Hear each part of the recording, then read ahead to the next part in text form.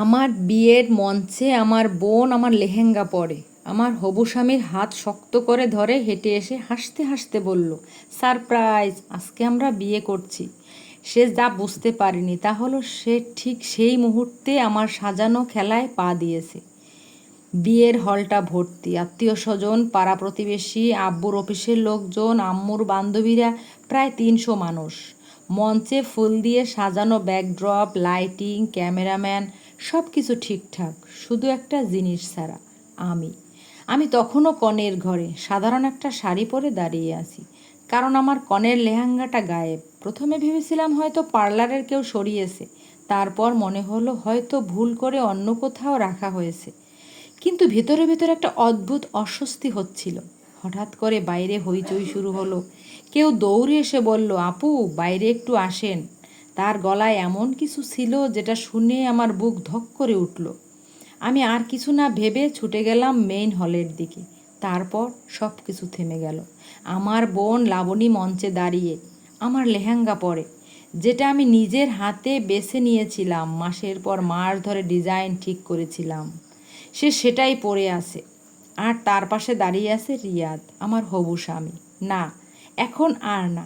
লাবণী মাইক্রোফোনটা হাতে নিয়ে বলল, সবাই একটু শোনেন, একটা ছোট্ট সারপ্রাইজ আছে। হল ঘরে হাসির গুঞ্জন উঠল। কেউ বুঝতেই পারছে না কি হতে যাচ্ছে।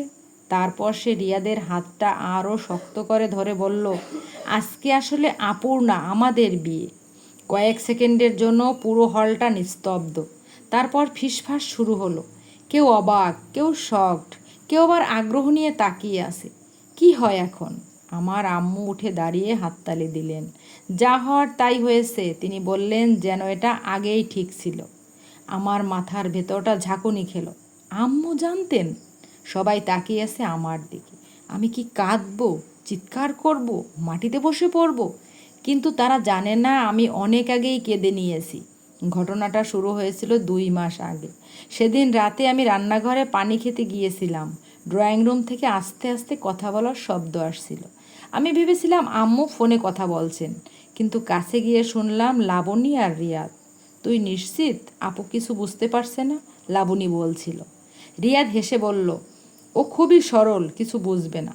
আমার হাত থেকে গ্লাসটা প্রায় পড়ে যাচ্ছিল। সেদিন রাতেই আমি সব বুঝে গিয়েছিলাম, কিন্তু কাউকে কিচ্ছু বলিনি। পরের দিন আমি চুপচাপ রিয়াদের ফোন চেক করলাম। হোয়াটসঅ্যাপ, মেসেঞ্জার, সব জায়গায় একই গল্প, ছবি, ভিডিও, মেসেজ। তারা অনেক দিন ধরে আমার পেছনে সম্পর্ক চালাচ্ছিল। আমি চাইনি সেদিনই সব ভেঙে দিতে পারতাম, কিন্তু আমি সেটা করিনি। কারণ আমি জানতাম এই ধরনের মানুষকে শুধু ছেড়ে দিলে হয় না, তাদের আসল মুখটা সবার সামনে আনতে হয়। তারপর শুরু হলো আমার পরিকল্পনা। আমি কিছুই বুঝিনি এমন ভান করতে থাকলাম। বিয়ের শপিং, গায়ে হলুদ, মেহেদি, সব কিছুতে আগের মতোই অংশ নিলাম। লাবণী মাঝে মাঝে আমার লেহেঙ্গার দিকে এমনভাবে তাকাতো যেন সেটা তারই। আমি শুধু হাসতাম। একদিন ইচ্ছে করে বললাম, এই ড্রেসটা তো আমি খুব কষ্ট করে বানিয়েছি। লাবণী ঠোঁট বাঁকিয়ে বলল, দেখা যাক শেষ পর্যন্ত কার গায়ে যায়। সেদিন আমি নিশ্চিন্ত হলাম। আমি চুপচাপ আরেকটা প্ল্যান করলাম।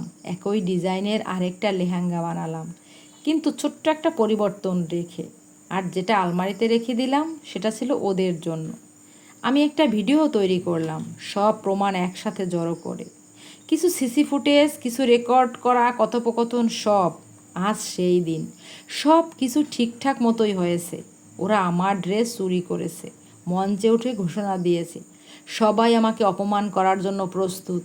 আমি ধীরে ধীরে মঞ্চের দিকে এগিয়ে গেলাম। সবাই নিঃশ্বাস বন্ধ করে তাকিয়ে আছে। আমি মাইক্রোফোনটা হাতে নিলাম। আমি খুব খুশি তোমরা সবাই আজ এখানে এসেছো, আমি শান্তভাবে বললাম। হলঘর একদম চুপ, কারণ আমারও একটা সারপ্রাইজ আছে। লাবণীর মুখের হাসিটা একটু থেমে গেল। রিয়াদ ভুরু কুঁচকালো। আমি সোজা ইভেন্ট ম্যানেজারের দিকে তাকালাম, হালকা মাথা নাড়লাম। হঠাৎ করে বড় স্ক্রিনটা জ্বলে উঠল।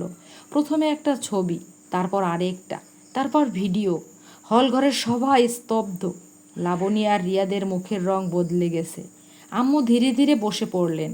আমি মাইক্রোফোনটা শক্ত করে ধরে বললাম, এটা তো শুধু শুরু, কারণ সবচেয়ে বড় সত্যটা এখনও আমি বলিনি।